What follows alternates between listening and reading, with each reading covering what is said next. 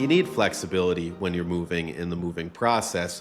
So George is here with us today, and we invited George on to talk about when do you or should you refer a mover. George, welcome back. I've been out there a lot more in different areas, networking, marketing with different agents and different companies.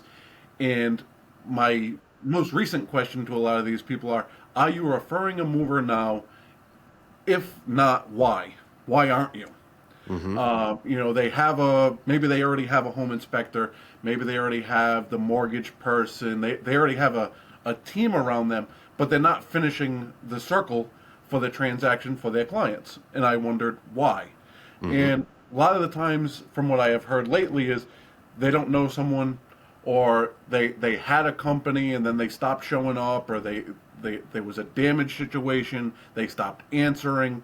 So when I hear that, it frustrates me, being in the industry, that especially now, people aren't answering, people aren't getting back to customers when stuff goes wrong, or they even had issues with getting the clients to book with a mover that they did refer because they weren't answering the calls, they were unresponsive, and then they said, well, I'm just not going to refer anybody because the last 2 movers I referred were not getting back to us. There was no communication, so we don't refer any because of them. Well, everybody is different, and we always say if you can refer somebody, one, you should know them and trust them before you're referring.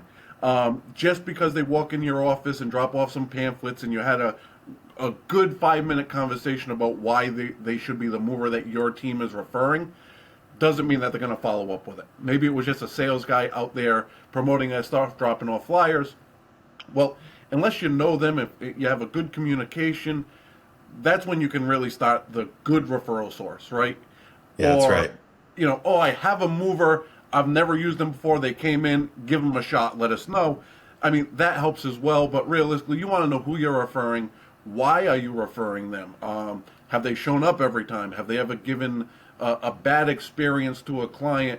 And then what happens from that bad experience? Did they at least try to rectify the situation and make the customer feel as though, well, something did go wrong, but at least they stood by their logo, they stood by their name, and they made us as whole as they can. Those are the companies that you want to be referring. And then the when. When do you refer a mover?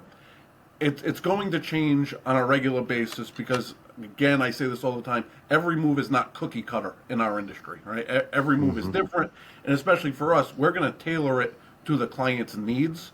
To make sure that we're hitting all the targets that they're requiring. Is there time frames of when they have to get out of their current house and get into their new one? We're going to flex and adjust and use our storage facility or use something that works specifically for their needs.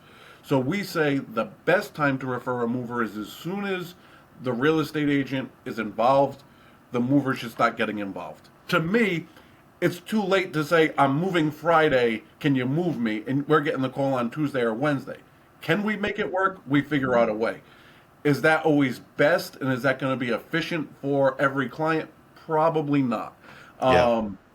So the moving transaction as a whole, from buying, selling, the whole transaction now moves much quicker. So you want to be involved with a mover immediately now. One, just to get your estimates, get them in line, to understand what this company means to that company. Is it hourly? Is it a guaranteed price? Is it a not to exceed price? You need to understand these things. In Rhode Island, it's specific. If they're moving within the state of Rhode Island, it's a by the hour job. Legally in Rhode Island, as a licensed mover, they cannot guarantee a price. If they're staying within the state lines, it's all supposed to be an hourly charge. You can get into some circumstances where you can adjust that, but for the most part, it is all hourly. We want to make sure that we're hitting everything we need to, but the only way to really do that now, especially with the speed that these transactions are happening at, is get in contact with the mover as soon as you're talking with somebody, just to start getting all the ideas and everything out of the way.